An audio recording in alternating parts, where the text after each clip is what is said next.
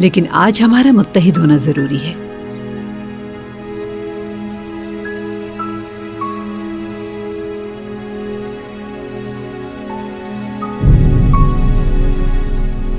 मुझे माफ कर दें, कभी कभार मैं अपने होशो हवास खो बैठती हूँ। मुझे नहीं मालूम होता क्या कह रही हूँ, माफ कीजिएगा।